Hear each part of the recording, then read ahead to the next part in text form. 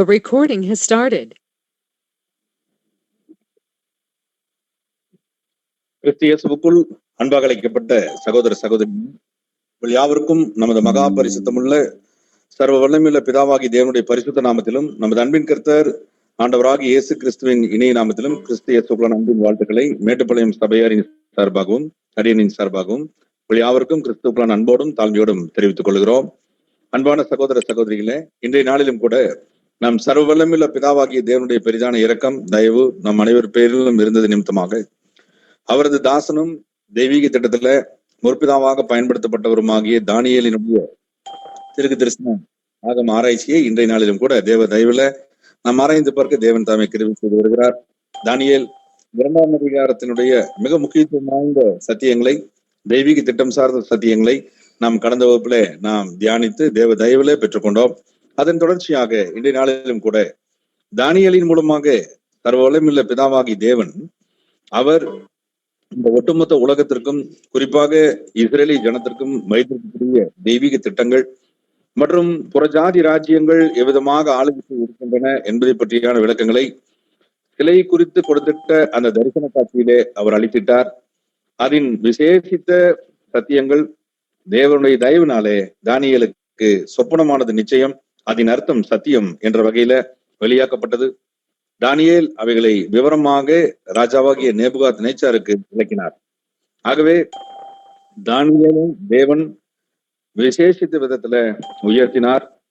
நேபுகாத் நேச்சாரின் மூலமாக மட்டுமல்ல, தானியேல் ராஜாவை வேண்டிக் கொண்டதின் பேரில அவரது மிக நெருங்கிய நண்பர்களாகிய விசேஷித்த தேவ பிள்ளைகளுமாகிய அனனியா, மிசாயேல், அசரியா ஆகிய இவர்களையும் பிதாவாகி தேவன் தாமே அவரது மனித கருவிகளை வைத்து உயர்த்தினதை நாம் கடந்த வகுப்புல தியானித்தோம். அந்த சிலையினுடைய விசேஷித்த தரிசன காட்சியினுடைய இறுதியில மனுஷர் கைகளால் பெயர்க்கப்படாத கல் வந்து பெயர்த்து போட்டதனுடைய விளைவு, தேவனுடைய ராஜ்யத்தின் ஸ்தாபனம், அது அமைக்கப்படும் விதம், அதில் லவோதிக்கேயா சபைக்கே உரிய ஏற்றகால சத்தியம் ஆகிய இவைகளையெல்லாம் நாம் ஆராய்ந்தறிந்தோம். ஆமன்பானவர்களே, அப்படியானால் குறிப்பாக தானியேலின் நண்பர்களாகவும் பிதாவாகி தேவனுடைய விசேஷித்த பக்தி வைராக்கியமுள்ள விசுவாச வீரர்களாகவும் இருந்திட்ட அனனியா, மிசாயேல், அசரியா இவருடைய வாழ்க்கையில அவர்களுக்கு தேவன் அனுமதித்திட்ட முக்கியத்துவம் வாய்ந்த ஒரு நிகழ்ச்சியை நாம் ஆராய இருக்கின்றோம். ராஜாவாகிய நேபுகாத் நேச்சார் அந்த பொன்னான தலையாக குறிப்பிடப்பட்டவர். இன்னும் குறிப்பாக நாம் விசேஷித்த வகையில சகோதரர் சி.டி. ரத்தல் அவர்கள் கூறும் பொழுது, அவர் இந்த பூமியினுடைய முதலாம் கட்ட மகா பேரரசாகிய சாம்ராஜ்யமாகிய பாபிலோனின் மீது தேவனால் வைக்கப்பட்ட ஊழியராகவும், அதாவது பேரரசனாகவும், ஒட்டுமொத்த பூமியின் சகல குடிகளுக்கும் மேற்பட்டவராகவும் தேவன் அந்த காலத்திலே ஒரு அனுமதி அளித்தார். The representative lord of the earth என்று சகோதரர் சிடிஆர் குறிப்பிடுகிறார். 2வது தொகுதி ஆங்கில மொழிபெயர்ப்பிலே 96வது பக்கத்துல நாம் இதை வாசி தெரியலாம். அன்பான சகோதர சகோதரிகளே, மிக முக்கியத்துவம் வாய்ந்த அந்த காலகட்ட அனைத்து நாடுகளினுடைய அனைத்து சமூகங்களினுடைய மக்களின் தலைவராக, மிகவும் பிரபலமான ஒரு தலைவராக இந்த நேபுகாத் நேச்சார் அறியப்பட்டிருந்தார். அன்பானவர்களே, ஆகவே இப்படிப்பட்ட இந்த பிரபலமான அனைவராலும் ஏற்றுக்கொள்ளப்பட்ட சமூக, பொருளாதார, அரசியல் மற்றும் மதம் சம்பந்தப்பட்ட காரியங்களிலும் கூட ஆர்வம் கொண்டவரும் அதன் தலைமைத்துவத்தை நோக்கி முன்னேறி கொண்டவருமாகிய இந்த நேபுகாத் நேச்சார் என்பவர் ஒரு கோணத்தில் அந்தி கிறிஸ்து அமைப்பையும் அடையாளப்படுத்தக்கூடியவராக இருக்கிறார் என்பதை சகோதரர் சிடிஆர் குறிப்பிடுகிறார். ரீபிரின்ஸ்ல நம்ம பார்க்கும் பொழுது ரீபிரின்ஸ் நம்பர் 2495 பேராகிராஃப் 6ல அதை குறிப்பிடுகிறார். ஆம் அன்பான சகோதர சகோதரிகளே, அப்படியானால் மிக முக்கியத்துவம் வாய்ந்த இந்த ராஜாவாகிய நேபுகாத் நேச்சார் இவர் கொண்டிருக்கக்கூடிய நோக்கம் எப்படிப்பட்ட நோக்கமா இருக்கிறது என்பதை தானியேல் புஸ்தகத்துல அதிகாரம் 3ஆம் அதிகாரத்துல நாம் முதல் வசனத்துல வாசி தெரியலாம். தானியேல் 3:1. ராஜாவாகிய நேபுகாத் நேசார் 60 முழ உயரமும் 6 முழ அகலமுமான ஓர் பொற்சிலையை பண்ணுவித்து பாபிலோன் மாகாணத்தில் இருக்கிற தூரா என்னும் சமபூமியிலே நிறுத்தினான். அன்பான சகோதர சகோதரிகளே, ராஜாவாகிய நேபுகாத் நேச்சர் இங்கே மிக முக்கியத்துவம் வாய்ந்த ஒரு காரியத்தை செய்ய அவர் துவங்கினார். 60 முழ உயரம், 6 முழ அகலம் ஆகிய ஒரு பிரம்மாண்ட பொற்சிலையை பண்ணுவித்தார். பாபிலோன் மாகாணத்தில் இருக்கிற தூரா என்னும் சமவெளியில அவர் அந்த காரியத்தை நிறுத்துகிறார்.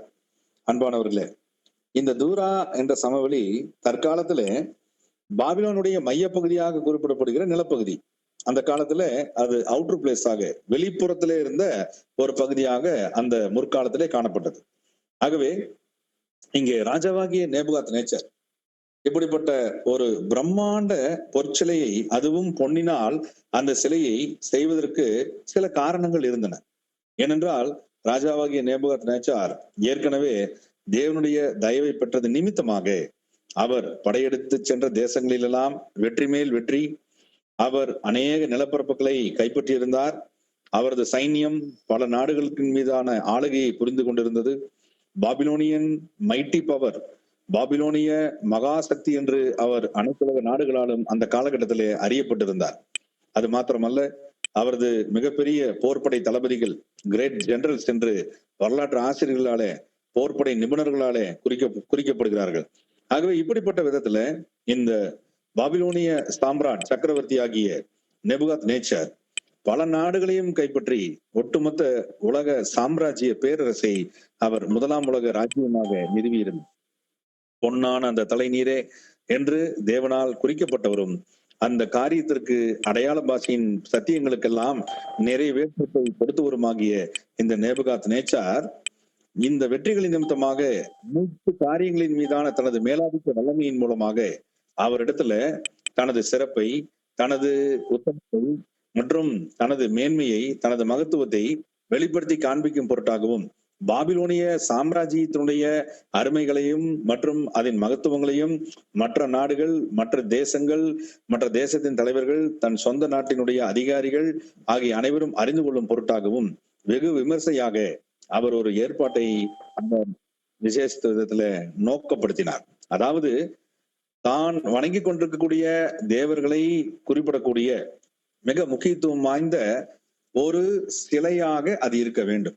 ஆக இந்த சிலை நம்ம பார்க்கும்போது பேல் மொராதக் என்ற தான் பின்பற்றும் பாபிலோனிய கடவுளுக்காக அமைக்கப்பட்ட சிலையாகவே அது பார்க்கப்படுகிறது. ஆகவே பேல் மொராதக் என்ற பின்பற்றக்கூடிய பாபிலோனிய கடவுளாக நேபுகாத் நேச்சாரை அந்த காலத்தில் பாபிலோனியர்கள், அதாவது கல்தேயர்கள், சால்டியன்ஸ், அவர்கள் நினைக்க தொடங்கி இருந்தார்கள். காரணம், நேபுகாத் செய்ததெல்லாம் வாய்த்தது. அவர் கொண்டிருந்த பல்வேறு கட்டிடக்கலைகள், பல்வேறு விதத்துல ராஜ்யத்தின் பரிபாலனங்கள் அனைத்தும் தனிச்சிறப்பு வாய்ந்தவையாகவே இருந்தது. மற்றும் அவர் செய்த எல்லா போர்களிலும் வெற்றி மேல் வெற்றியை குவித்துக் கொண்டே இருந்தார். மற்றும் விவசாயம், அறிவியல் துறை, தொழில்நுட்பத்துறை, அந்த கால கட்டிடக்கலை மற்றும் பாபிலோனிய பிரசித்தி பெற்ற தொங்கு தோட்ட அமைப்பு முறை, பாபிலோனிய மிக விசேஷித்த நீளமான மிக பிரம்மாண்டமான மதில் சுவர்கள் ஆகிய இவைகள் காலத்திலே அவர் மூலமாக நடைபெற்ற அந்த கட்டடக்கலைக்கு தன்னிகரற்ற சான்றாகவும் இருந்தது. ஆகவே பாபிலோனிய கட்டடக்கலையை பார்த்த பிற்பாடுதான் சீன பெருஞ்சுவர் கட்டப்பட ஏதுவாயிற்று, அதை நோக்கம் ஈடேற இந்த பாபிலோனிய கட்டடக்கலை அடிப்படையாக இருக்கிறது என்று சில வரலாற்று ஆசிரியர்கள் கூட குறிப்பிட்டிருக்கிறார்கள். ஆகவே இவ்வளவு தனிச்சிறப்பு பெற்றிருக்கக்கூடிய இந்த நேபுகாத் நேச்சர் தனது சிறப்புகளையும் தனது தேசத்தின் அருமை பெருமைகளை எல்லாம் மகத்துவங்களை எல்லாம் மென்மேலும் வெளிக்காட்டும் பொருட்டாக அவர் இந்த சிலையை ஏற்படுத்தி அந்த சிலையின் மூலமாக தான் வணங்கி கொண்டிருக்கக்கூடிய தேவனுக்கும் தனக்கும் தொழுகையை, தனக்குரிய மதிப்பை, தனது தேசத்திற்குரிய மகத்துவத்தை, அனைவராலும் பாராட்டப்பட வேண்டிய ஒரு நெருக்கடியான அவசியத்தை அவர் உருவாக்க அவர் விருப்பம் கொண்டிருந்ததன் காரணமாகவே இந்த சிலை எவ்வளவு பிரம்மாண்ட விதத்திலே அமைக்கப்பட்டதை நாம் உற்று நோக்க வேண்டும். முக்கியத்துவம் வாய்ந்த யூத சரித்திராசிரியரும் அனைத்து சரித்திராசிரியர்களாலும் விசேஷித்த வகையில உற்று நோக்கப்படத்தக்கவருமாகிய சரித்திர ஆசிரியர் ஹெரடோட்டஸ் இதை குறித்து கூறும் பொழுது 60 முழ உயரம் சாதாரண உயரம் அல்ல, 90 அடிகள். அது மாத்திரமல்ல, நாம் பார்க்கும் பொழுது 6 முழ அகலம் என்றால் அடிக்கணக்குல 9 அடி அகலம்.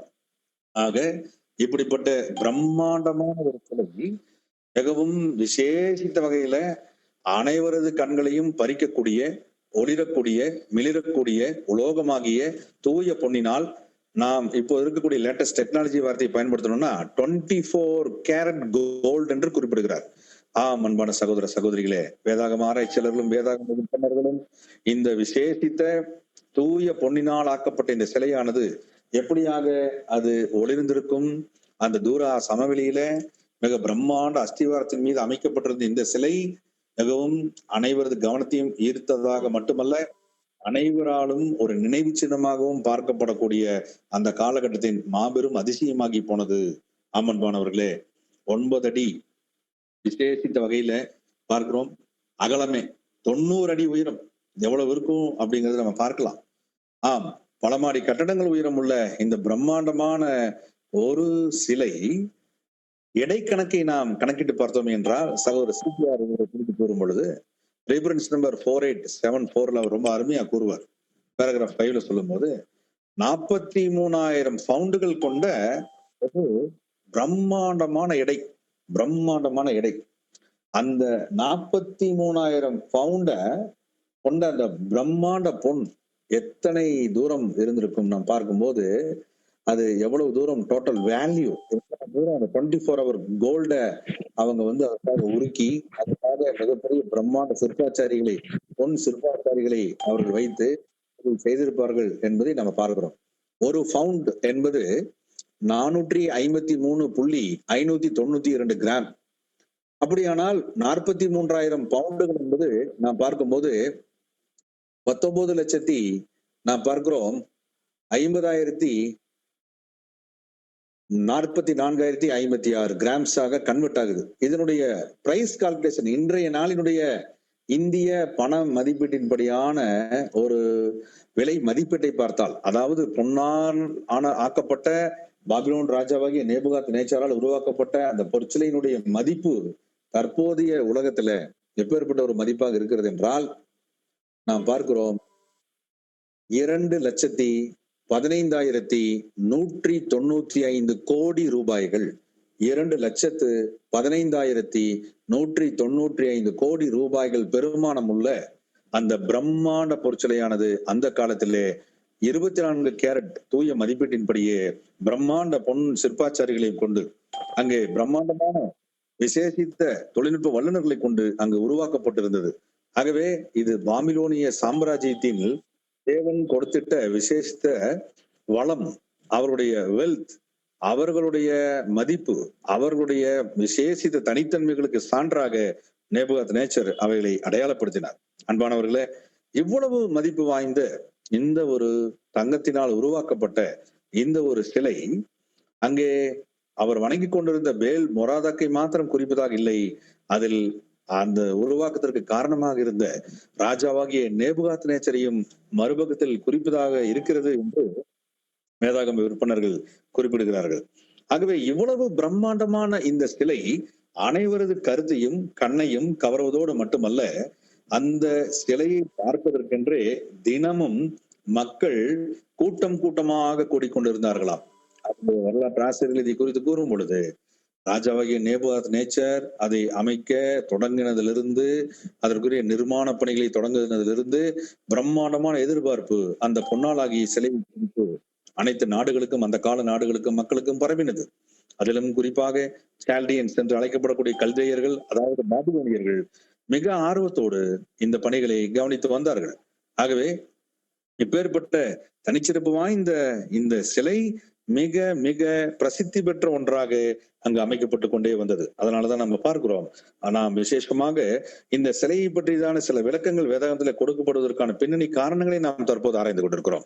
தானியேலின் புஸ்தகம் 3ஆம் அதிகாரம் 2ஆம் வசனத்தை நாம் தற்போது வாசிக்க கேட்போம். தானியேல் 3:2.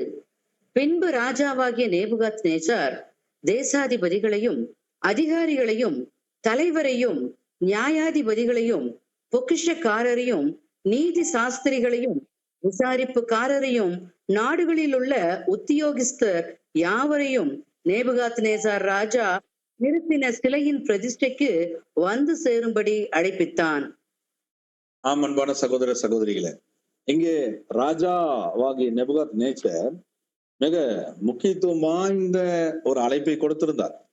இவ்வளவு பிரம்மாண்ட மதிப்பு வாய்ந்த பாபிலோனிய சாம்ராஜ்யத்தின் தன்னிகரற்ற பல சிறப்புகளை அடையாளப்படுத்தக்கூடிய மற்றும் பாபிலோனிய தெய்வத்தின், அதாவது அவர்கள் வணங்கி கொண்டிருந்த, அவர்களால் மதிக்கப்பட்டிருக்கக்கூடிய அந்த விக்கிரகத்தை அடையாளப்படுத்தக்கூடிய அந்த ஒரு பிரம்மாண்ட சிலையாக அது இருந்தபடியினாலே அந்த சிலைக்கான டெடிகேஷன், அதை அர்ப்பணிப்பதற்கு, அதாவது பிரதிஷ்டை செய்வதற்கு, அதன் துவக்க விழாவிற்காக அனைவரையும் அவர் வரவழைத்திருந்தார். அன்பர்களே, ராஜாவாகிய நேபுகாத்நேச்சர் அனைத்து தேசாதிபதிகள், அநேக விசேஷித்த அதிகாரிகள், தலைவர்கள், விசேஷித்த வகையில் அனைத்து நியாயாதிபதிகள், எல்லா லிஸ்ட் நம்ம பார்க்கிறோம் 2ஆம் வசனத்துல. அனைவரையும் அவர் அழைப்பித்திருந்ததை நம்ம பார்க்கிறோம். அன்பான சகோதர சகோதரிகளே, இப்படியாக அந்த நாள், குறிப்பிட்ட நாள் மிகவும் முக்கியத்துவம் பெறுகிறது, மிக மிக முக்கியத்துவம் பெறுகிறது. அதற்கென்று ஆயத்தங்கள், அதற்கென்று விசேஷித்த விழா, அதற்கென்று விசேஷித்த ஏற்பாடுகள், அனைவருக்குமான பராமரிப்பிற்கான காரியம், அனைவருக்குமான உணவு, அனைத்து நாடுகளுக்குமான அழைப்பு, ஃபாரின் டெலிகேட்ஸ் வருவதற்கான அனைத்து ஏற்பாடுகள் ஆகிய இவ்வளவும் அன்றைக்கு மிக பிரம்மாண்டமாக திட்டமிடப்பட்டு இவைகள் நடைபெற்று வந்தது என்பதை நாம் இங்கு உற்று நோக்க வேண்டும். அது மாத்திரமல்ல, தானியேல் 3ஆம் அதிகாரத்துல வசனங்கள் 3 மற்றும் 4 தற்போது வாசிக்க கேட்போம். தானியேல் 3, 3 மற்றும் 4. அப்பொழுது தேசாதிபதிகளும் அதிகாரிகளும் தலைவரும் நியாயாதிபதிகளும் பொக்கிஷக்காரரும் நீதி சாஸ்திரிகளும் விசாரிப்புக்காரரும் நாடுகளில் உள்ள உத்தியோகஸ்தர் யாவரும் ராஜாவாகிய நேபுகாத்நேசார் நிறுத்தின சிலையின் பிரதிஷ்டைக்கு வந்து சேர்ந்து நேபுகாத்நேசார் நிறுத்தின சிலைக்கு எதிராக நின்றார்கள்.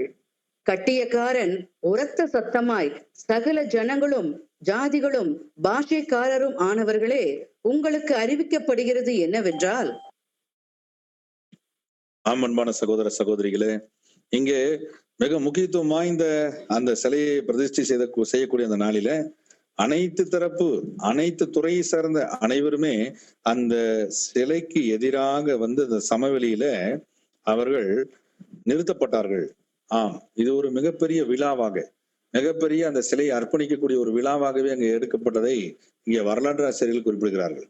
ஆகவே ராஜாவாகிய நேபுகாத்நேச்சர் இங்கே அந்த பாபிலோனிய விக்கிரகங்களுக்கான சிறப்பு, அதில் தன்னுடைய காரியங்களும் இடம்பெறும்படியாக பார்த்து கொண்ட விதம், மற்றும் இந்த பிரம்மாண்டமான அந்த காலகட்டத்திலேயே 2,15,195 கோடி மதிப்புள்ள 24 கேரட் கோல்ட்ல செய்யப்பட்டிருக்கிற அவ்வளவு பிரம்மாண்டமான அந்த ஒரு சிலை அனைவராலும் பேசப்பட்டது, அனைவரது கவனத்தையும் ஈர்த்தது, அனைவரது சிந்தனையிலும் நிலை நின்றது. ஆகவே இதை குறித்து நாம் பார்க்கும் பொழுது இது அனைவரையும் ஈர்க்கக்கூடிய காரியமாகவே இருந்தது. இது எதை குறிக்கக்கூடிய அடையாளம்? இந்த காலகட்டத்துல ராஜாவாகிய நேபுகாத்நேச்சர் மற்றும் பாபிலோனியர்கள், அதாவது கல்தேயர்கள் மற்றும் உள்ள அனைத்து நாடுகளை சேர்ந்தவர்கள் யாவரும் அந்த சிலையை குறித்ததான ஒரு பெருமிதம் மற்றும் அந்த சிலையை குறித்ததான அந்த சிலையை குறித்ததான ஒரு மதிப்பீடு, இவர்கள் யாவும் முழு அளவிலே இருந்தது. ஆகவேதான் ராஜாவினுடைய ஏற்பாட்டின்படி அந்த அனௌன்ஸ்மெண்ட் கொடுக்கக்கூடிய அந்த கட்டியக்காரன் அவர் வந்துட்டு இந்த அனௌன்ஸ்மெண்ட்டை கொடுக்கிறார். வாசிக்க கேட்ட வசனத்தில் சகல ஜனங்களும் ஜாதிகளும் பாஷைக்காரர்களுக்கும் அறிவிக்கப்படுகிற இந்த காரியம், இந்த அறிவிப்பு கொடுக்கப்படும் போது அது எப்படிப்பட்ட அறிவிப்பாக இருக்கிறது? வசனங்களில நாம் வாசி தெரியும் போது வசனங்கள் 5 முதல் 7 முடிய நாம் வாசி தெரியலாம். தானியேல் 3, 5 முதல் 7. எக்காளம், நாகசுரம், கிண்ணரம், வீணை, சுரமண்டலம், தம்புரு முதலான சகலவித கீத வாத்தியங்களின் சத்தத்தை நீங்கள் கேட்கும்போது நீங்கள் தாழ விழுந்து ராஜாவாகிய நேபுகாத்நேசார் நிறுத்தின பொற்சிலையை பணிந்து கொள்ளாதீர்கள். எவனாகிலும் தாழ விழுந்து அதை பணிந்து கொள்ளாமல் போனால் அவன் அந்நேரமே எரிகிற அக்கினி சூளையின் நடுவிலே போடப்படுவான் என்றான். ஆதலால் சகல ஜனங்களும் எக்காளம், நாகசுரம், கிண்ணரம், வீணை, சுரமண்டலம் முதலான சகலவித கீத வாத்தியங்களின் சத்தத்தை கேட்ட உடனே சகல ஜனத்தாரும் ஜாதியாரும் பாஷைக்காரரும் தாழ விழுந்து ராஜாவாகிய நேபுகாத்நேசார் நிறுத்தின பொற்சிலையை பணிந்து கொண்டார்கள். அன்பான சகோதர சகோதரிகளே, வாசிக்க கேட்ட இந்த வசன பகுதிகளிலே ராஜாவினுடைய ஏற்பாடு முன்னதாகவே இந்த கட்டியக்காரனாகிய அனௌன்ஸ்மெண்ட் கூறக்கூடியவர்கள் மூலமாக கொடுக்கப்பட்டதை நாம் வாசிக்கிறோம். ஆகவே இந்த கீத வாக்கியங்கள் அனைத்தும் மீட்டப்படும் போது, அதாவது வாசிக்கப்படும் பொழுது, அவர் நிறுத்தின பொருட்சலையை நிச்சயமாகவே பணிந்து கொள்ள வேண்டும். ஒருவேளை தாழ விழுந்து அதை பணிந்து கொள்ளாமல் போனால் அவருக்கு நேரிட வேண்டியது என்ன என்றால், எரிகிற அக்னி சூளையிலே நடுவிலே போடப்படும் தண்டனை அங்கே குறிப்பிடப்படுகிறதை நாம் வாசித்தருகிறோம். அது மாத்திரமல்ல, இந்த காரியம் அங்கே நடத்தப்படும் பொழுது, அதாவது சகல விதமான மியூசிக்கல் இன்ஸ்ட்ருமெண்ட், அந்த இசையின் கருவிகள் அனைத்தும் மீட்டப்படும் பொழுது அனைவருமே சொல்லியபடியே, ஏற்கனவே கட்டியக்காரன் கூற்றுப்படியே நேபுகாத்நேச்சர் நிறுத்தின பொருட்சலையை பணிந்து கொண்டனர். ஆகவே அன்பான சகோதர சகோதரிகளே, இவைகளினுடைய விசேஷ அடையாளம்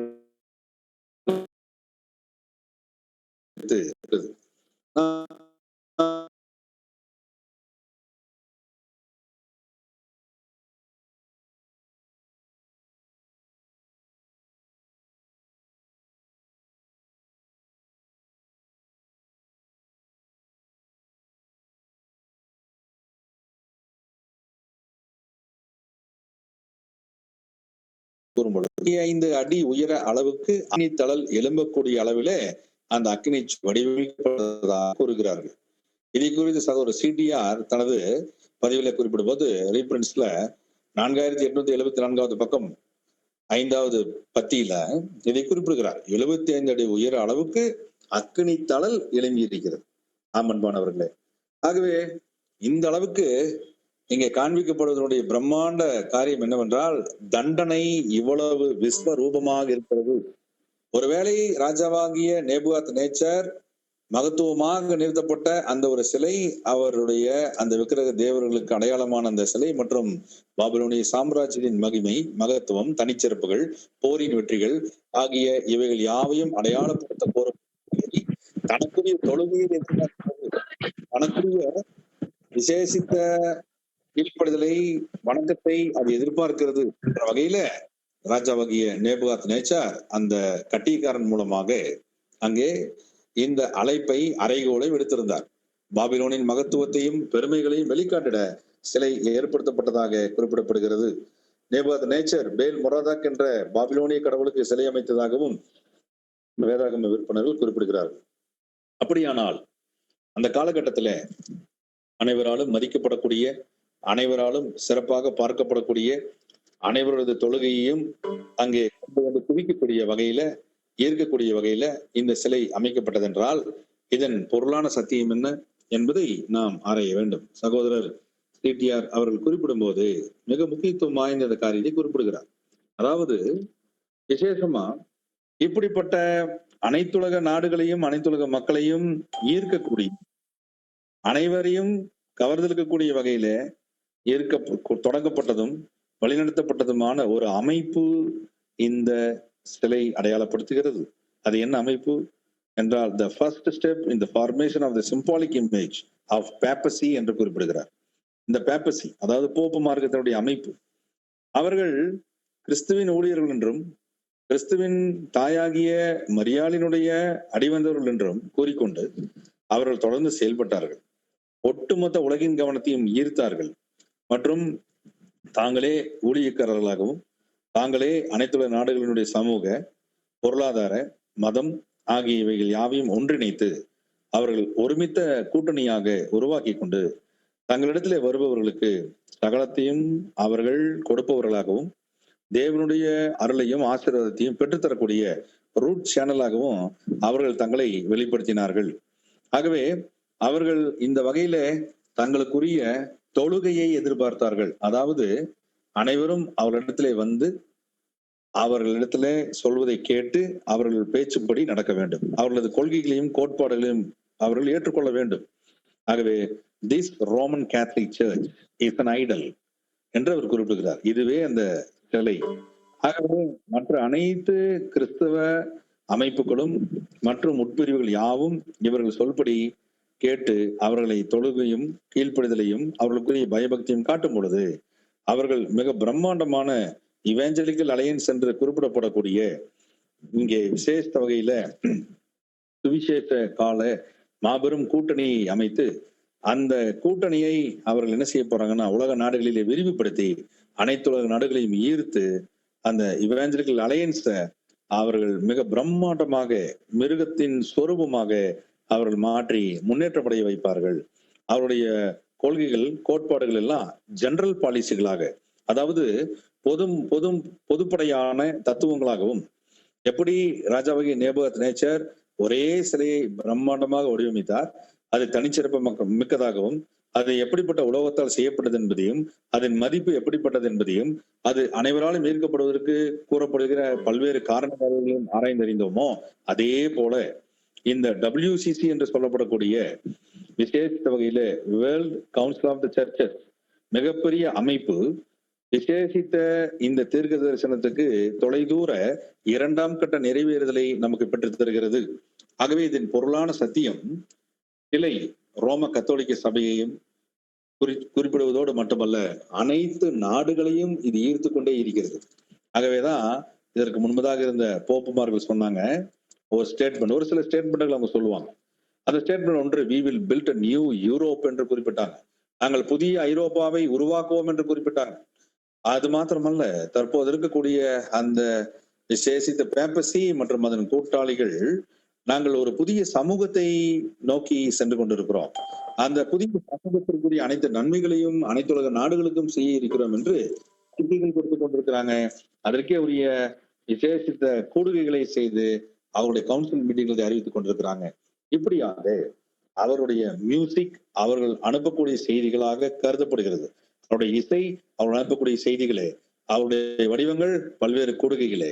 ஆகவே இது உலகளாவிய அனைத்து நாடுகளின் கவனத்தை ஈர்த்து அனைவரும் இந்த மிருகம் மற்றும் மிருகத்தின் சொரூபம் என்று குறிப்பிடப்படக்கூடிய பேப்பசி மற்றும் அதனை சார்ந்த இணைத்துணை அமைப்புகள் WCC-ஆக இன்று உருமாற்றம் பெற்று மிக பிரம்மாண்டமாக அசுர வளர்ச்சி பெற்றுக் கொண்டிருக்கக்கூடிய அந்த அமைப்புகளில் அவர்கள் பெற்றிருக்கக்கூடிய சிறப்புகள், அதில் பெற்றிருக்கக்கூடிய மகிமைகள், மகத்துவங்கள், அவருடைய வெல்த், அவர்கள் வைத்திருக்கக்கூடிய சொத்து மதிப்பு, இவைகள் யாவும் பெருகிக் கொண்டே செல்கிறது. ஆகவே எப்படி ராஜாவாகிய நேபுகாத் நேச்சர் வைத்திட்ட அந்த பொன்னாளாகிய சிலையை வணங்க வேண்டும் என்ற கட்டளை புறப்பட்டதோ, அதே போல இங்கே மிருகம் மற்றும் மிருகத்தின் சொரூபத்தை வணங்கவும், அதை வணங்காதவர்கள் நிச்சயமாகவே தண்டிக்கப்படுவார்கள் என்பதையும் வெளிப்படுத்தின விசேஷத்தின் ஆகமங்களிலே நாம் வாசி தருகிறோம். அதை நாமத்தின் பேரில் முத்திரை போடப்பட்டவர்களை நாம் பார்க்கிறோம், முத்திரிக்கப்படாதவர்கள் நிலைமையும் குறித்து பார்க்கிறோம். இப்படியாக நாம் பார்க்கும் பொழுது இது 2ஆம் கட்ட தொலைதூர தீர்க்க தரிசனத்தின் நிறைவேறுதலாக இருக்கிறது.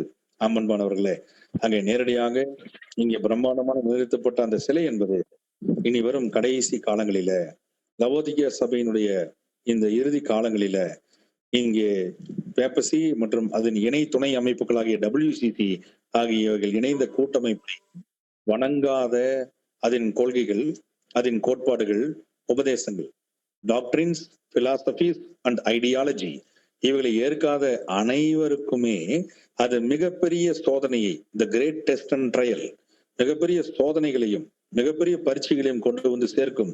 எப்படி அனனியா, மிசாயேல், அசரியா என்ற அந்த மாபெரும் விசுவாச வீரர்கள் அந்த போராட்ட அனுபவம் விசேஷமானது. அந்த போராட்டத்தை போல இந்த கடைசி கால லவோதிகியா சபையின் பாத அங்க வகுப்பினருக்கு இந்த பொன்னாளாகிய சிலை போன்றதொரு விசேஷ சோதனையாக, மிக முக்கியத்துவம் வாய்ந்த பல சோதனைகளையும் பரிசுகளையும் உள்ளடக்கியதாகவே மிருகம் மற்றும் மிருகத்தின் சொரூபம், அதன் செயல்பாடுகள், அதனுடைய இறுதி கட்ட அசுர வளர்ச்சி நிமித்தமாக ஏற்படக்கூடிய தடைகள் மற்றும் ஈர்ப்புகள், அவைகள் சோதனைகளாகவே கன்னிகளாகவே அமைந்து தனக்குரிய தொழுகையை பெற்றுக்கொள்ளும் விதத்துல அவைகள் புதிய சிருஷ்டி வகுப்பாருக்கு மிகப்பெரிய அச்சுறுத்தலை, அந்த தொழுகையை செய்யாமல் இருக்கக்கூடிய, செய்வதற்கு மனதில்லாது இருக்கக்கூடிய, தங்களது உத்தமத்தில் நிலைநிற்கக்கூடிய அனனியா, மிசாயேல், அசரியா வகுப்பாராக செயல்படக்கூடிய புதிய சிருஷ்டி வகுப்பாருக்கு, சிறுமந்தை வகுப்பாருக்கு மிகப்பெரிய அளவிலே சோதனையாக, பரீட்சையாக நிச்சயம் நிலைநிற்க போகிறது என்பதை நாம் அறிந்திருக்க வேண்டும். டிஃபரன்ஸ் நம்பர் 2495 paragraph 6ல இவளை பற்றி விவரமாக விரித்துரைக்கிறார். ஆகவே அன்பான சகோதர சகோதரிகளே, நாம் இங்கே கவனிக்கக்கூடிய காரியம். தீர்க்கதரிசன ஆவிக்குரிய சத்தியங்களை ஆராயும் பொழுது தெய்வீக திட்டம் சார்ந்த சத்தியங்கள், அடையாள பாசை சார்ந்த சத்தியங்கள், நிழலும் பொருளுமான சத்தியங்கள், ஓமை பாசை சத்தியங்கள், காலங்கள் மற்றும் வேலைகள் சார்ந்த சத்தியம் அத்தனையும் பிதாவாகி தேவனால் அவரது சீரான இசையின் மூலமாக அது இசைவனைப்பாக கட்டப்பட்டிருக்கிறது என்பதை நாம் ஒரு கணம் சிந்தித்து பார்க்க வேண்டும். அப்படிப்பட்ட ஆவிக்குரிய ஆராய்ச்சியின் பாகத்தை தான் கர்த்தராக இயேசு கிறிஸ்துவின் மூலம் அவரது தாசனாகிய தானியேலின் மூலம் நாம் ஏற்ற கால உணவாக பிதாவாகி தேவன் இந்த லவோதிகியா சபைக்கு ஏற்ற நேரத்துல கொடுத்து கொண்டு வருகிறார். ஆகவேதான் இந்த சிலையை பணிந்து கொள்ளும் ஒரு கட்டளை என்பது ராஜாவாகிய நேபுகாத் நேச்சர் கொடுத்திருந்தாலும் அதன் பின்னணி காரணம் மிக முக்கியமானது. இந்த சிலையை பணிதல் என்பது அதன் பல பொருள்களை உள்ளடக்கியது. அதாவது ராஜாவின் கட்டளைக்கு கீழ்ப்படிதல், இது முதல் காரியம். கீழ்ப்படிதலின் காரணமாக அந்த சிலையை பணிகிறார்கள். அது மாத்திரமல்ல, பாபிலோனிய சாம்ராஜ்யத்தினுடைய மகிமை, மாட்சிமை, பெருமை, அதனுடைய போர் சிறப்புகள், இவைகள் அனைத்தையும் அடையாளப்படுத்தக்கூடிய அந்த பொற்சிலையை பார்க்கும் போதெல்லாம் நிச்சயமாகவே அதை ஏற்றுக்கொண்டு அதற்கு மதிப்பு மரியாதையை காண்பிக்கக்கூடிய காரியம் ஆகிய இவைகள் அனைத்தும் இந்த பணிதலிலே அடங்கி இருக்கிறது. நாம் பார்க்கிறோம். மிக முக்கியமாக அவர்கள், அதாவது பாபிலோனியர்கள் மட்டுமல்ல, ஒரு ஜாதி நாடுகளில் இருந்து வந்த தேசாதிபதிகள், சகல தேசாதிபதிகள் நாம் பார்க்கிறோம், சகல அதிகாரிகள், சகல தலைவர்கள், சகல நியாயாதிபதிகள், சகல பொக்கிஷக்காரர், நீதி சாஸ்திரிகள், விசாரிப்புக்காரர், நாடுகளில் உத்தியோகஸ்தர் யாவரும் அனைவரும் ஒருவர் விடாமல் என்று சொல்லும் போது இங்கே ஒருவர் விடுபடுகிறார். அந்த ஒருவர் யார் என்பதை நாம் அறிந்திருக்கிறோம். அவர்தான் விசேஷமானவர். ஏற்கனவே சிலை தரிசனத்தை பிதாவாகிய தேவனுடைய தயவுல அவர் ராஜாவாகிய நேபுகாத் நேச்சாருக்கு விரித்துரைத்தவர். அவரே அந்த தானியேல். அவர் எங்கே விடுபட்டார், இந்த நிகழ்ச்சியிலே அவர் இருந்தாரா இல்லையா என்பதை குறித்தெல்லாம் பல கேள்விகள், அதாவது பல ஐயப்பாடுகள், பல சந்தேகங்கள் கூட பலரால் எழுப்பப்படுகிறது. அதன் பொருள்களை, விடைகளை நாம் ஆராய இருக்கின்றோம். அப்படியானால் இங்கே ராஜாவாகிய நேபுகாத் நேச்சர் அவர் தனது மகிமை பிரஸ்தாபத்திற்காகவும் தேசத்தின் மகத்துவமான பிரஸ்தாபத்திற்காகவும் ஏற்படுத்தின இந்த சிலை, இதை பணிந்து கொள்ளுதல் என்பது அவரது கட்டளையை ஏற்றுக்கொள்வதோடு மட்டுமல்ல, அந்த பாபிலோனிய சாம்ராஜ்யத்துடைய சகல விதமான மகத்துவங்களையும் ஏற்றுக்கொண்டு அவர்கள் உருவாக்கி இருக்கக்கூடிய விசேஷித்த ஒன்னஸ் காட் வர்ஷிப், அதாவது அவர்கள் பல இனக்குழுக்களாக, பல மொழி பேசுவதாக இருப்பினும் கூட அவர்களை தனது ஆட்சியின் குடையின் கீழாக ஒரு நாடாக, ஒரு மொழி பேசும் மக்களாக அவர்களை தனது ஒரே வணக்கத்தின் கீழாக கொண்டு வரக்கூடிய ஒரு முயற்சியாக மிருகம் மற்றும் மிருகத்தின் சொரூபம் எதிர்காலத்தில் ஏற்பாடு செய்யக்கூடிய அந்த இவாஞ்சலிக்கல் அலைன்ஸ் மூலமாக ஒட்டுமொத்த கிறிஸ்துவ மண்டலத்தை ஒரு கொடையின் கீழ் சேர்க்கக்கூடிய ஒரு நிறைவேற்று முயற்சி போல இந்த ராஜாவாகிய நேபுகாத் நேச்சர் அந்த பழங்காலத்திலே செய்து காண்பித்தார். ஆகவே நிழலும் பொருளுமான பாடங்களிலே இவள் இடம்பெறும் பொழுது அதன் ஆழ்ந்த சத்தியங்களின் வெளிச்சத்தை கர்த்தர் இயேசு கிறிஸ்து தாமே காண்பிக்கிறார். அன்பான சகோதர சகோதரிகளே, இங்கே நாம் பார்க்கிறோம் மிக முக்கியமான இந்த காரியத்துல மிக விசேஷ இந்த ஒரு நிலைமை. அன்பான சகோதர சகோதரிகளே, நாம் இவர்களை தியானிக்கும் பொழுது மிக முக்கியத்துவம் வாய்ந்த தீர்க்க தரிசன 2ஆம் கட்ட நிறைவேறுதலை நாம் தியானிக்கிறோம். அப்படியானால் ராஜாவாகிய நேபுகாத் நேச்சர் மிக முக்கியத்துவம் வாய்ந்த இந்த ஒரு காரியத்துல அவர் தான் பெற்றிட்ட போர் வெற்றிகள், ராஜ்யத்தினுடைய பல்வேறு விதமான சிறப்புகள் ஆகிய இவைகளுக்கு அடையாளமாக இந்த பெரிய சிலையை நிறுவி தன்னுடைய சாம்ராஜ்யம் நிறுவப்பட்டது என்பது தான் வணங்கக்கூடிய தேவர்களுக்கான தொழுகைக்காகவும் தனக்கு சிறப்பு வேண்டும் என்ற நோக்கத்திற்காகவும் ராஜா ஏற்பாடு செய்ததை இது அடையாளப்படுத்துகிறது என்பதை நாம் இங்கே சிந்திக்க வேண்டும். ஆம், அன்பான சகோதர சகோதரிகளே, அப்படியானால் ராஜாவாகிய நேபுகாத் நேச்சர் இப்படிப்பட்ட இந்த நோக்கங்களை அவர் கொண்டிருக்கிறார் என்பதை நாம் பார்க்கும் பொழுது நாம் அடையாளமான இந்த ஒரு நிகழ்ச்சி பொருளான சத்தியத்துல புரோட்டஸ்டன்ட் மற்றும் போப்பு மார்க்கம் இணைந்து செயல்பட்டு அனைவருக்கும் மேலான செல்வ செழிப்பு, வருமானம் மற்றும் தொழுகை பெறுதலை உள்ளடக்கியதாக காணப்படுகிறது. நாம் ஸ்லைட்ல பார்க்கும்போது ரீபிரின்ஸ் நம்பர் 24961 நம்ம ஏற்கனவே நாம் பார்த்து கொண்டிருக்கிறோம். அன்பான சகோதர சகோதரிகளே, அப்படியானால் நாம் இங்கே தியானிக்கக்கூடிய இந்த ஒரு காரியத்துல தேவன் தனது திட்டத்தினுடைய இறுதி பாகம் லவோதிகியா சபையின் காலத்துல நிறைவேற வேண்டிய நிகழ்ச்சிகள் எப்படி இருக்கும் என்பதை கூட இந்த விசேஷித்த சிலை, தூரா சமவெளியில் நிறுத்தப்பட்ட சிலை, அது என்ன நோக்கத்திற்காக ராஜாவாகி நேபுகாத்நேச்சரால் நிறுத்தப்பட்டது, அதன் காரண காரியங்களை ஆராயும் போது நாம் ஆராய்ந்து தேவ தயவுல பெற்றுக்கொள்ள முடிகிறது. தொடர்ந்து நாம் வசனங்கள்ல நம்ம வாசிக்கும் பொழுது நாம் 8ஆம் வசனத்திலிருந்து 12ஆம் வசனம் முடிய நாம் வாசிக்க கேட்போம். தானியேல் 3ஆம் அதிகாரம் 8 முதல் 12 வசனம். அச்சமயத்தில் கல்தேயரில் சிலர் ராஜ சமூகத்தில் வந்து யூதர் பேரில் குற்றம் சாற்றி ராஜாவாகிய நேபுகாத்நேசாரை நோக்கி, ராஜாவே, நீர் என்றும் வாழ்க. எக்காளம், நாகசுரம், கிண்ணரம், வீணை, சுரமண்டலம், தம்புரு முதலான சகலவித கீத வாத்தியங்களின் சத்தத்தையும் கேட்கிற எந்த மனுஷனும் தாழ விழுந்து பொற்றிலையை பணிந்து கொள்ள வேண்டும் என்றும், எவனாகிலும் தாழ விழுந்து பணிந்து கொள்ளாமல் போனால் அவன் எரிகிற அக்கினி சூளையின் நடுவிலே போடப்பட வேண்டும் என்றும் ராஜாவாகிய நீர் கட்டளையிட்டீரே. பாபிலோன் மாகாணத்தின் காரியங்களை விசாரிக்கும்படி நீர் ஏற்படுத்தின சாத்ராக், மேஷாக், ஆபேத்நேகோ என்னும் யூதரான மனுஷர் இருக்கிறார்களே, அவர்கள் ராஜாவாகிய உம்மை மதிக்கவில்லை. அவர்கள் உம்முடைய தேவர்களுக்கு ஆராதனை செய்யாமலும் நீர் நிறுத்தின பொற்சிலையை பணிந்து கொள்ளாமலும் இருக்கிறார்கள் என்றார்கள். ஆம், அன்பான சகோதர சகோதரிகளே, இங்கே ராஜா நிறுத்தின இந்த சிலை, இதன் பிரம்மாண்ட அமைப்பு, அதன் சிறப்புகளை ஆராய்ந்த நாம் இப்போது அந்த ராஜா நிறுத்தின சிலைக்கு பணிந்த அனைவரை தவிர பணியாத சிலர் யூதர்கள். அவர்கள் யார்? அனனியா, மிசாயேல், அசரியா. ஆகவே இங்கே தானியேலின் பெயர் குறிப்பிடப்படவில்லை. அப்படியானால் தானியேல் எங்கே சென்றிருந்தார்? ஒரு சிடிஆர் அவர்கள் இதை குறிப்பிடும் பொழுது மிக முக்கியத்துவம் வாய்ந்த விடையாக குறிப்பிடுகிறார். தானியேல் அங்கே குறிப்பிடப்படவில்லை. ஸ்லைட்ல நம்ம பார்க்கலாம், ரீஃபரன்ஸ் நம்பர் 2494 பேராகிராஃப் 6ல தானியேல் பெயர் அங்கே குறிப்பிடப்படவில்லை. ராஜாவின் தனிப்பட்ட பிரதிநிதியாக தானியேல் செயல்பட்டு கொண்டிருந்தார். ராஜாவுடைய பர்சனல் அசிஸ்டன்ட், PA. அது மாத்திரமல்ல, அந்த மிக முக்கியத்துவம் வாய்ந்த அந்த பதவிக்கு இருக்கக்கூடிய சிறப்பு என்னவென்றால், அவர் ராஜ்யத்தில ராஜாவினுடைய அடுத்த ஸ்தானம். ஆகவே அவருக்கு ராஜாவுக்கு கொடுக்கப்படுகிற மதிப்பும் ராஜாவுக்கு கொடுக்கப்படுகிற சிறப்பு, பிரதிநிதித்துவமும் சலுகைகளும் எப்போதும் உண்டு. ஆகவே அவர் அந்த கேட்டகரியில இருந்ததுனால அவர் அடுத்த கட்ட பொது நிகழ்ச்சிகள் அனைத்திலும் அவர் கலந்து கொள்ள வேண்டிய நிலை இல்லை. நிச்சயம் அவர் கலந்து கொள்றதுக்கு யாரும் அழைக்கவும் மாட்டாங்க. இப்படியாக மிக முக்கியத்துவம் வாய்ந்த இந்த ஒரு பொறுப்பு மற்றும் பதவியின் காரணமாக தானியேல் அங்கே அழைக்கப்படவில்லை. ஆமன்பான சகோதர சகோதரிகளே, ராஜாவாகிய நேபுகாத்நேச்சர் தனது PA-வாக, பர்சனல் அசிஸ்டண்டாகவும் தனிச்சிறப்புமிக்க பிரதிநிதியாகவும் அவர் இந்த தானியேல் அவர்களை பயன்படுத்தி கொண்டிருந்ததுனாலே அவர் அதற்கே உரிய மரியாதையை கொடுத்து தானியேலை நடத்தி இருக்க வேண்டும் என்று வரலாற்று ஆசிரியர்கள் குறிப்பிடுகிறார்கள்.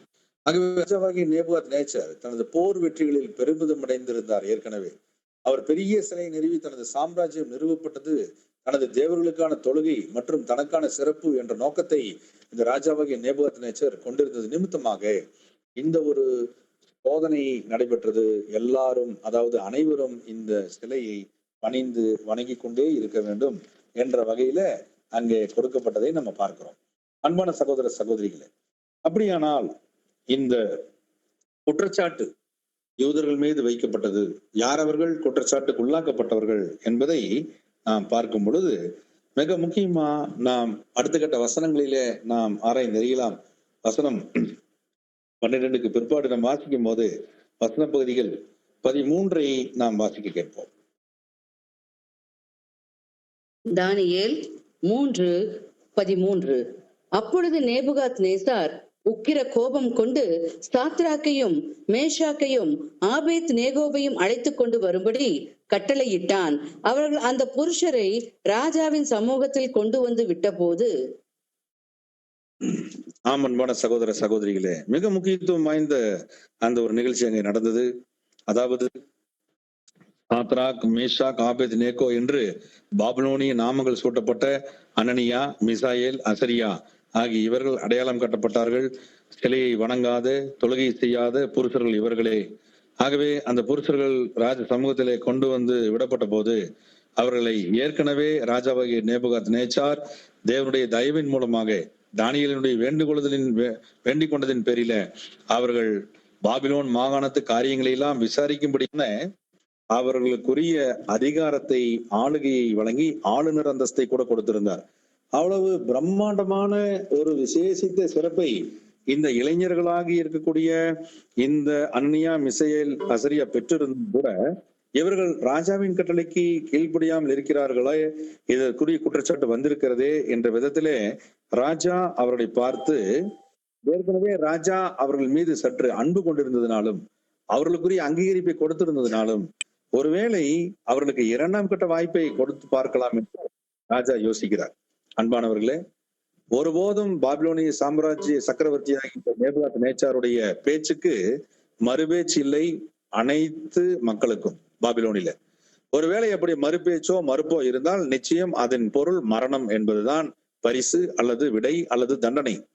ஆனாலும் கூட இந்த 3 புருஷர்களையும் இவர்கள் கீழ்ப்படியாமல் நிற்பதாக, அவர்கள் பணிந்து கொள்ளாமல் இருப்பதாக குற்றச்சாட்டு வந்த உடனேயே ராஜாவாகிய நேபுகாத் நேச்சார் அவர் மற்றவர்களுக்கு உரிய தண்டனை போல இவர்களுக்கு கொடுத்து விடவில்லை. காரணம், இவர்களுக்குரிய 2ஆம் கட்ட வாய்ப்பை கொடுப்பதற்கு அவர்கள் மீது ராஜாவாகிய நேபுகாத் நேச்சார் ஏற்கனவே வைத்திருந்த மதிப்பு மற்றும் அவர்கள் மீது தானியேலின் நிமித்தமாக கொண்டிருந்த ஒரு கருணை அங்கே நின்றது. ஆகவே இங்கே ராஜாவாகிய நேபுகாத் நேச்சார் அவர்கள் உண்மையாகவே அவ்விதமாக நடந்து கொண்டிருப்பார்களா என்று தானே தன் முன்பதாக சோதித்து பார்ப்பதற்குரிய 2ஆம் கட்ட வாய்ப்பை அவர்களுக்கு வழங்கினார். ஆகவே வசனங்களிலே வாசி தெரியலாம்.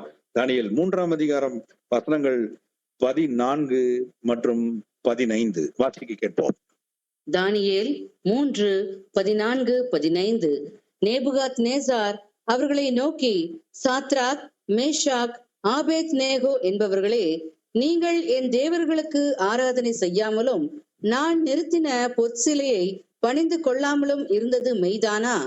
இப்போதும் எக்காளம், நாகசுரம், கிண்ணரம், வீணை, சுரமண்டலம், தம்புரு முதலான சகலவித கீத வாத்தியங்களின் சத்தத்தையும் நீங்கள் கேட்கும் போது தாழ விழுந்து நான் பண்ணி வைத்த சிலையை பணிந்து கொள்ள ஆயத்தமாயிருந்தால் நல்லது.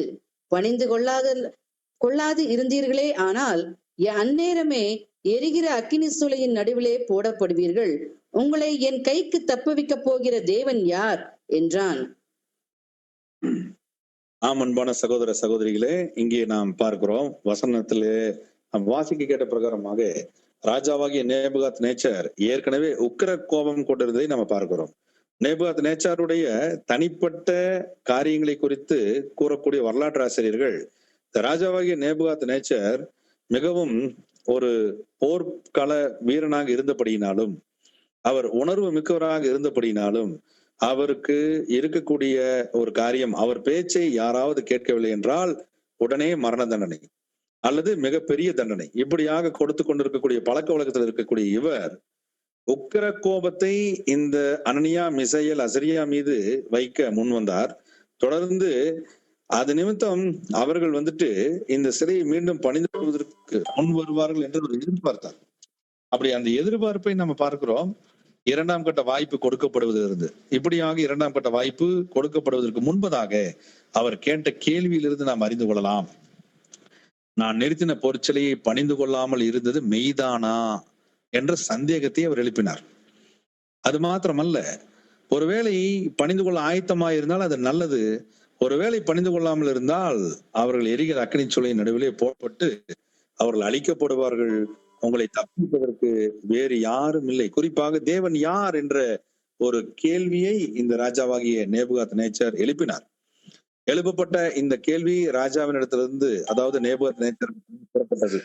அன்பான சகோதர சகோதரிகளே, அப்படியானால் நேபுகாத் நேச்சாரினுடைய சிந்தனை என்ன நாம் பார்க்கும் பொழுது, தெய்வீக திட்டத்திலே Antichrist papal system and WCC, மிருகம் மற்றும் மிருகத்தின் சொரூபத்திலிருந்து வரக்கூடிய ஒரு கேள்வி, அவர்களுடைய ஆளுகை, அவர்களது விசேஷித்த தவறான கொள்கைகள், கள்ள உபதேசங்கள் மற்றும் அதன் நிமித்தமாக உலகமே கட்டுண்டு கிடக்கக்கூடிய நேரத்துல அந்த கட்டளைகள், கள்ள உபதேசங்களுக்கு தப்புவித்து தேவனுக்காக உண்மையுள்ள ஒரு ஆவிக்குரிய வாழ்க்கையை வாழக்கூடிய வாழ்க்கைக்கு யார் முன்வர இருக்கிறார்கள், அவர்களுக்கு உதவி செய்வதற்கு யார் இருக்கிறார்கள் என்ற சிந்தனையோடு இந்த எதிர்காலத்திலே WCC என்று சொல்லப்படக்கூடிய இந்த இவாஞ்சலிக்கல் அலையன்ஸ் அமைப்பும் அதனுடைய அந்தி கிறிஸ்து அமைப்புகளும் இணைந்து பல்வேறு விதமான சோதனைகளை, பரீட்சைகளை நிச்சயம் செய்து கொண்டே இருப்பார்கள். ஆண்டவராக இயேசு கிறிஸ்து அவர் முதலாம் வருகையின் போது அவர் செய்திட்ட ஊழியத்துல அரசியல், அரசியலினுடைய பிரதிநிதிகள், சமூகம், சமூகத்தினுடைய பிரதிநிதிகள், மதம், மதத்தினுடைய பிரதிநிதிகள் ஆகிய இவர்கள் யாவரின் மூலமாகவும், பொருளாதாரம் மற்றும் பொருளாதாரத்தின் பிரதிநிதிகள் இவர்கள் யாவரின் மூலமாகவும் எதிர்ப்புகளையும் பரீட்சைகளையும் அவர் சந்திக்க வேண்டியிருந்தது. ஒரு முறை ஒரு அரசியல் தலைவர், அதாவது ஆளுநர் கர்த்தர் இயேசு கிறிஸ்துவை பார்த்து இப்படி சொன்னார். யோவான் சுவிசேஷத்தை 19ஆம் அதிகாரம் 10 மற்றும் 11 வசனங்களை நாம் வாசிக்கும் போது, யோவான் சுவிசேஷம் பார்க்கிறோம் 19ஆம் அதிகாரம் 11, 10 மற்றும் 11 வசனங்களை நாம் வாசிக்க கேட்போம். யோவான் சுவிசேஷத்துல நம்ம படிக்கும் பொழுது 19ஆம் அதிகாரத்துல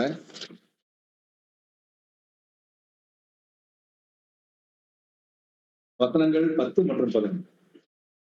அப்பொழுது பிலாத்து, நீ என்னோட பேசுகிறது இல்லையா? உன்னை சிலுவையில் அறைய எனக்கு அதிகாரம் உண்டு என்றும், உன்னை விடுதலை பண்ண எனக்கு அதிகாரம் உண்டு என்றும் உனக்கு தெரியாதா என்றான். இயேசு பிரதியுத்தரமாக, பரத்திலிருந்து உமக்கு கொடுக்கப்படாதிருந்தால் என்மேல் உமக்கு ஒரு அதிகாரமும் இராது. ஆனபடியினாலே என்னை உம்மிடத்தில் ஒப்பு கொடுத்தவனுக்கு அதிக பாவம் உண்டு என்றார். ஆம், அன்பான சகோதர சகோதரிகளே, இங்கே இந்த பிலாத்து கேட்ட கேள்வி அது எப்பேற்பட்ட ஒரு கேள்வி என்பதை நாம் பார்க்கும்போது, தனக்கு, அதாவது பிலாத்துவுக்கு அதிகாரம் உண்டு என்பது அவருக்கு தெரியாதா என்று கர்த்தரை பார்த்து கேட்ட எப்படிப்பட்ட கேள்வி? ராஜாவாகிய நேபுகாத்நேச்சார் கேட்ட கேள்விக்கு ஏறக்குறைய அது பொருந்துகிறது. அதாவது பொற்சிலையை பணிந்து கொள்ளாமல் இருந்தது மெய்தானா? ஏனென்றால் அதிகாரம் இருக்கவர், அதிகாரத்தின் உச்சஸ்தானம் ராஜாவாகிய நேபுகாத்நேச்சார். அதே போல இங்கு பிலாத்து அதிகாரத்தின் உச்சஸ்தானம். அவர் நினைத்தால் தண்டிக்கலாம், அவர் நினைத்தால் விடுவிக்கலாம் என்ற 2 காரியம் அந்த நேரத்திலே வைக்கப்படுகிறது. அப்படியானால் அவர்களுடைய ஜீவன், அவருடைய உயிர் அவர் கைகளில் இருப்பதாக அர்த்தப்படுகிறது. அப்படியானால் இதிலிருந்து தப்புவிக்க தன்னால் மாத்திரமே முடியும் என்று பிலாத்து அங்க கர்த்தரிடத்திலே சொல்லும் பொழுது, பரத்திலிருந்து அதிகாரம் கொடுக்கப்பட்டால் அது எப்பேற்பட்ட ஒரு காரியமாக இருக்கிறது என்பதை கர்த்தர் சொல்லும் பொழுது, என்மேல் உமக்கு ஒரு அதிகாரம் இராது, ஆனபடியினாலே என்னை உம்மிடத்தில் ஒப்பு கொடுத்தவனுக்கு அதிக பாவம் உண்டு என்றார். பரத்திலிருந்து உமக்கு கொடுக்கப்படாதிருந்தால் என்மேல் உமக்கு ஒரு அதிகாரம் உண்டு. பிதாவாகிய தேவனுடைய நாமத்தையே கர்த்தர் இயேசு அந்த க்ஷணத்திலும் அந்த நேரத்திலும் மகிமைப்படுத்தி பேசின அந்த விசுவாசத்தின் விசேஷித்த உன்னதமான சத்திய வார்த்தைகளை நாம் இங்கு நினைவு கூறுவோம். அன்பான சகோதர சகோதரிகளே, இப்படி போலத்தான் இருந்தது அனனியா, மிசாயேல், அசரியாவினுடைய வார்த்தைகளும் கூட. அவர்களது ஜீவன், அவர்களது காரியம் அனைத்தும் தண்டிக்கப்படத்தக்க அந்த அனுபவத்தின் நுழைவாயிலில் நின்று கொண்டிருந்தது. ராஜாவினால் ஜீவன் கொடுக்கப்படுமா அல்லது தண்டிக்கப்பட இருக்கிறார்களா? ஆகவே இந்த மாதிரியான கேள்விக்குரிய விடை அனனியா, மிசாயேல், அசரியாவை நோக்கி திருப்பப்பட்ட பொழுது, உங்களை தப்புவிக்கிறதுக்கு தேவன் யார் என்று ராஜாவாகிய நேபுகாத்நேச்சார் கேட்ட அந்த கேள்வி நிச்சயமாக பரலோகத்தை தொட்டிருக்கும். பரலோகத்தின் தேவனை அது நிச்சயமாக சந்தித்திருக்கும். அந்த கேள்விக்கு பரத்திலிருந்து கர்த்தர் இயேசு சொன்னது போல பரத்திலிருந்து கட்டளை பிறந்தது. அந்த கட்டளையானது இந்த அனனியா, மிசாயேல், அசரியாவின் மூலமாக பதிலாக வெளிப்பட்டது. அந்த பதில் எப்படிப்பட்டது? தானியேல் 3ஆம் அதிகாரம் 16 மற்றும் 17 வசனங்களிலே பரத்தின் பதிலை, பிதாவாகிய தேவனுடைய பதிலை அனனியா, மிசாயேல், அசரியா அவர்கள் விவரித்து சொன்னார்கள். வசனங்களை வாசிக்க கேட்போம். தானியேல் 3:16-17. சாத்ராக், மேஷாக், ஆபேத்நேகோ என்பவர்கள் ராஜாவை நோக்கி, நேபுகாத்நேச்சாரே, இந்த காரியத்தை குறித்து உமக்கு உத்தரவு சொல்ல எங்களுக்கு அவசியம் இல்லை. நாங்கள் ஆராதிக்கிற எங்கள் தேவன் எங்களை தப்புவிக்க வல்லவராய் இருக்கிறார். அவர் எரிகிற அக்கினி சூளைக்கும் ராஜாவாகிய உம்முடைய கைக்கும் நீங்களாக்கி விடுவிப்பார். ஆம், அன்பான சகோதர சகோதரிகளே, இது எப்பேற்பட்ட ஒரு காரியம் பாருங்கள். இது எப்பேற்பட்ட ஒரு காரியம். ஆம், பரலோகத்தின் பதில் பிதாவாகி தேவனால் அவர்களுக்கு அருளப்பட்டது. இவர்கள் தண்டிக்கப்படக்கூடிய ஒரு நிலைமையில் இருந்தாலும் ராஜாவாகிய நேபுகாத்நேச்சருக்கு சற்றும் பயப்படாமல், தங்களது உயிரை ஒரு பொருட்டாக எண்ணாமல், ஜீவனை ஒரு பொருட்டாக எண்ணாமல், பிதாவாகி தேவன் சர்வ வல்லவர், சகல சிருஷ்டிப்புகளுக்கும் ஏக சிருஷ்டிகர்.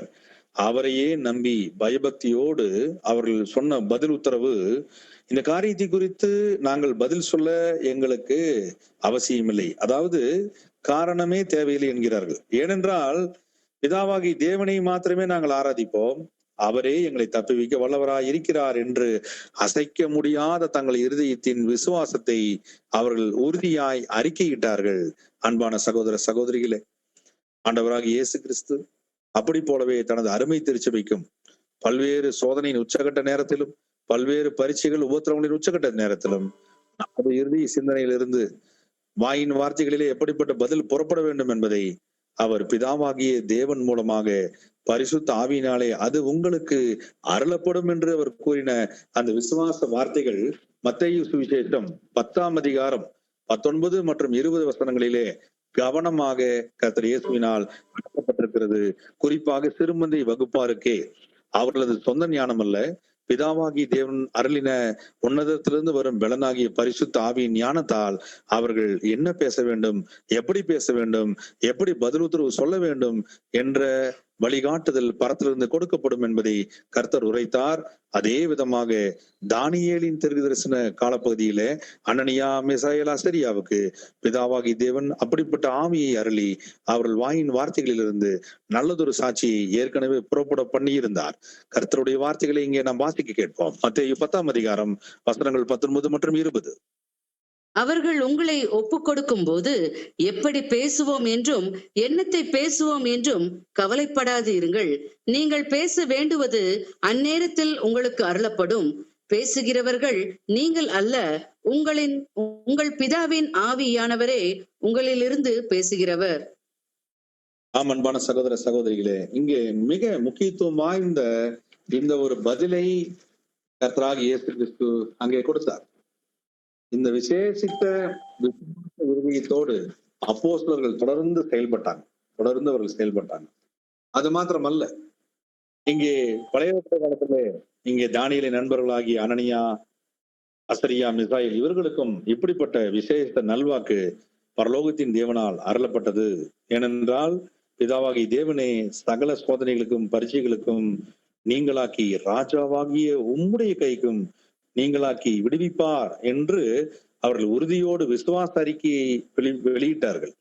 ஆகவே ராஜாவுக்கு இதற்கு பதில் சொல்ல வேண்டிய அவசியம் தங்களுக்கு இல்லை என்பதை உறுதிபட தெரிவித்தார்கள். அது மாத்திரமல்ல, அவர்கள் கூறின மிக முக்கியத்துவம் வாய்ந்த பதில் தானியேல் 3ஆம் அதிகாரம் 18ஆம் வசனத்தை நாம் வாசிக்க கேட்போம். தானியேல் 3:18. விடுவிக்காமல் போனாலும் நாங்கள் உம்முடைய தேவர்களுக்கு ஆராதனை செய்வதும் இல்லை, நீர் நிறுத்தின பொற்சிலையை பணிந்து கொள்ளுவதும் இல்லை என்பது ராஜாவாகிய உமக்கு தெரிந்திருக்க கடவுது என்றார்கள். ஆம், அன்பான சகோதர சகோதரிகளே, இங்கே இந்த 3 விசுவாச வீரர்களும் தங்களது விசுவாசத்தில் தேவ தயவிலே உச்சத்தை தொட்டார்கள். ஆகவேதான் தற்போது இவர்கள் விசுவாச வீரர்களாக விசுவாசத்தில் ராஜரீக பிதாவாகிய தேவனுக்கு கர்த்தராகிய இயேசு கிறிஸ்துவின் மூலமாக அவர்கள் விசேஷித்த பிள்ளைகளாய் மாறி போனார்கள். ஆகவேதான் அவர்கள் இவ்விதமான ஒரு விசேஷித்த வார்த்தையை தேவ தயவிலே பேசினார்கள். ஆம், ராஜாவாகி உமக்கு தெரிந்திருக்க கடவுது என்று அவர்கள் தங்கள் விசுவாசத்தின் உறுதியான தீர்மானத்தை பிறப்பித்தார்கள். தற்போது ராஜாவுக்கு சமமாக ஏறக்குறைய ராஜாக்களாகவே இந்த 3 பேரும் மாறி போனதில் ஆச்சரியம் ஒன்றும் இல்லை என்று வேதாகம விற்பனர்கள் ஆச்சரியமாக சிலாகிக்கிறார்கள். ஏனென்றால் ஒரு உறுதியான எதிர்ப்பு, இறுதி தீர்மானத்தின்படியான புறப்பட்ட எதிர்ப்பு கண்டு நிச்சயமாக ராஜாவாகிய நேபுகாத் நேச்சருடைய இருதயத்தில் உள்ளுக்குள் அவர் கலங்கி இருப்பார், அவர் தள்ளாடி இருப்பார் என்பதை கவனிக்கிறார்கள். அது நிமித்தம் இந்த நேபுகாத் நேச்சர் மிகவும் சோர்ந்து போயிருப்பார். ஆனால் அதை வெளிக்காண்பிக்காமல் அவர் தனக்கு இருக்கக்கூடிய அதிகாரம், தனக்கு இருக்கக்கூடிய விசேஷித்த பல்வேறு சிறப்புகளின் நிமித்தம் பெருமிதம் கொண்டு கடும் கோபம் உண்டு அவர்களுக்குரிய தண்டனையை அறிவிக்க துவங்கினார். இது ஒரு மாம்சத்தின் சிந்தை, தண்டிக்கும் அல்லது பழிவாங்கும் உணர்ச்சியினுடைய வெளிப்பாடு. ஆகவே தானியேல் 3ஆம் அதிகாரம் 19ஆம் வசனத்தை நாம் தற்போது வாசிக்க கேட்போம். தானியேல் 3:19. அப்பொழுது நேபுகாத் நேசாருக்கு கடும் கோபம் மூண்டு சாத்ராக், மேஷாக், ஆபேத்நேகோ என்பவர்களுக்கு விரோதமாய் அவனுடைய முகம் வேறுபட்டது.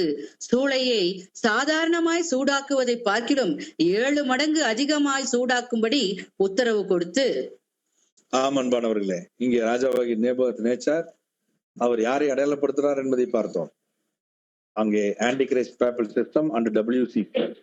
ஆகவே இவர்கள் 2ஆம் கட்ட நிறைவேறுதலிலே தங்களுக்கு கீழ்ப்படியாதவர்களை அவர்கள் விசேஷ வகையிலே துன்புறுத்தி அவர்களை அழித்தொழிக்க பார்ப்பார்கள். ஆம், உண்மையுள்ள விசுவாச வீரர்களோ பதிலுரைப்பார்கள். அதாவது அனனியா, மிசாயேல், அசரியாவை போல இவர்கள் பிதாவாகி தேவனுக்கு உண்மையாக இருந்து அவர்கள் சிறு மந்தை வகுப்பாரை அடையாளப்படுத்துவதன் காரணமாக அவர்கள் உண்மையாகவே மிகச்சரியான பதில்களை தேவ தயவிலே தருவார்கள்.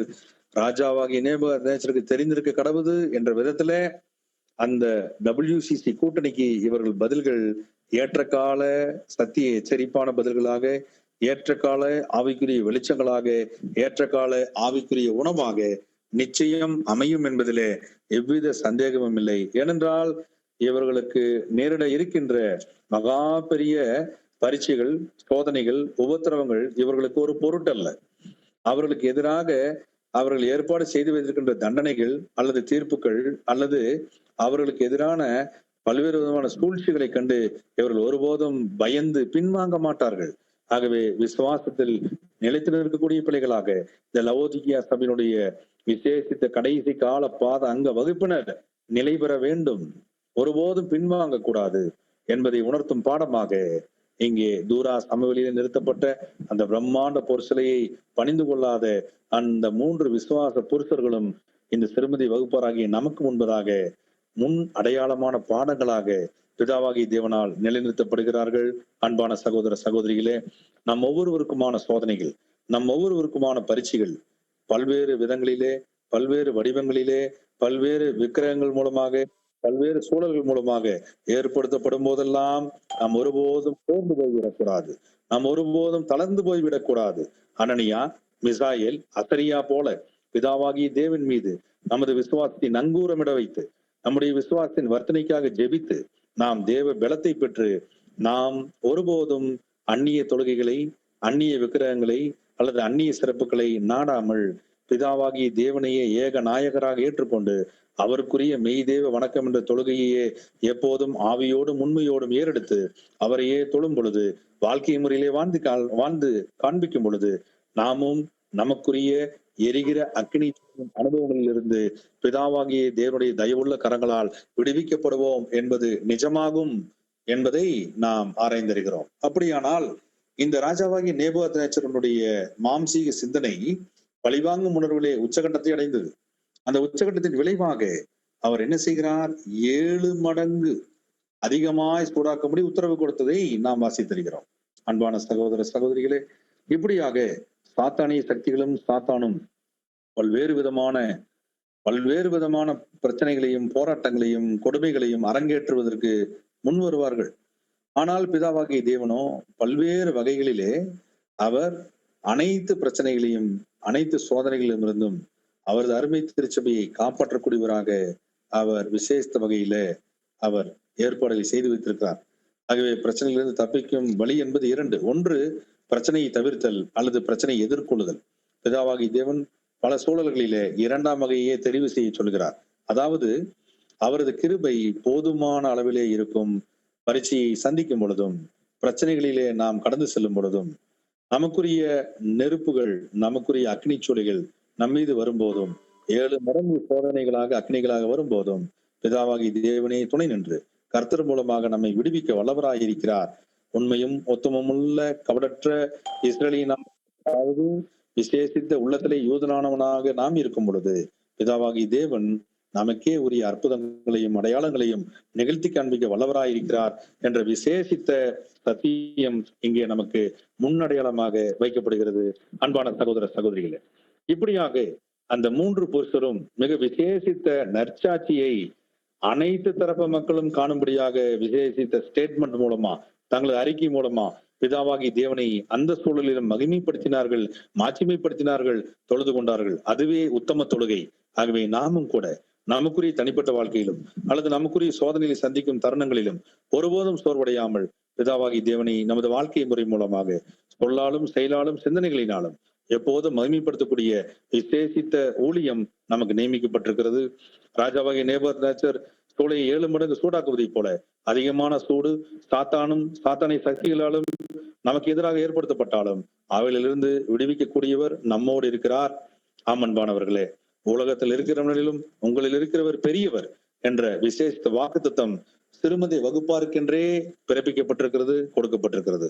ஆகவே அன்பான சகோதர சகோதரிகளே, இந்த விசேஷ சோதனையினுடைய விளைவுகளை நாம் ஆராய்ந்து வருகும் பொழுது நேரத்தை கருதி நாம் இந்த விசேஷித்த சோதனையிலே வெளிப்படுத்தப்பட்ட இவரது விசேஷ விசுவாசத்தின் பலன்களை தேவன் அருளினார் என்பதை வசனம் தானியேல் 3ஆம் அதிகாரம் 19ஆம் வசனத்துல நாம் பார்க்கிறோம். இவர்களுக்கு எதிராக சூளை 7 மடங்கு சூடாக்கப்பட்டாலும் இவர்களது விசுவாசமோ அதை காட்டிலும் பன்மடங்கு சூடாக இருந்தது என்பதை விசேஷ வகையிலே வேதாகம் ஆராய்ச்சியாளர்கள் குறிப்பிடுகிறார்கள். எவ்வளவு அதிக ஆனந்த பாக்கியம் பாருங்கள். அதே போல நாமும் கூட நம்முடைய வாழ்க்கையிலே நம்முடைய பக்தி வைராக்கியத்தின் தணல் குறையாதபடி பார்த்து கொள்ள வேண்டும். ஆமன்பானவர்களே, ஆகவே நாம் இதுவரைக்கும் இந்த 3 விசேஷ விசுவாச வீரர்கள் மூலமாக பெற்றுக்கொண்ட சத்தியங்களுக்கு ஏற்ப நம்முடைய வாழ்க்கையையும் இந்த விசுவாச சோதனைகளிலே மூழ்கி விடாமல் தேவ தயவிலே அந்த விசுவாசத்திலே நாம் உறுதியாய் நிலை நின்று எப்பேற்பட்ட எதிர்ப்புகள் போராட்டங்கள் எந்த தரப்பின் மூலமாக வந்தாலும் அல்லது பாபிலோன் அமைப்புகள் மூலமாக வந்தாலும் அங்கே WCC மூலமாக வந்தாலும் அதை எதிர்கொள்வதற்கு பிதாவாகி தேவனுடைய தயவை பெற்று விசுவாசத்தின் தைரியத்தை அடைந்து பரிசுத்தாவிலே பலனடைய பிதாவாகி தேவன் தாமே கிருபை செய்வாராக. தானியேல் 3ஆம் அதிகாரம் 19ஆம் வசனம் முடிய நாம் தேவனுடைய சத்தியங்களை நாம் தற்போது ஆராய்ந்து பார்க்க தேவன் கிருபை செய்திருக்கிறார். அடுத்த வகுப்பில தொடர்ந்து இதனுடைய தொடர்ச்சியை நாம் தியானித்து நாம் ஆராய்ச்சி செய்ய தேவன் தாமே கிருபை செய்வாராக. பொறுமையோடு சத்தியங்களை கற்றுக்கொண்ட நம் அனைவரையும் தேவன் தாமே இந்த சத்தியங்களுக்கு ஏற்ப ஊழியம் செய்திடுவதற்கும் வாழ்க்கை முறை வாழ்வதற்கும் கிருபை செய்வாராக. ஆமென். பிரியமானவர்களே,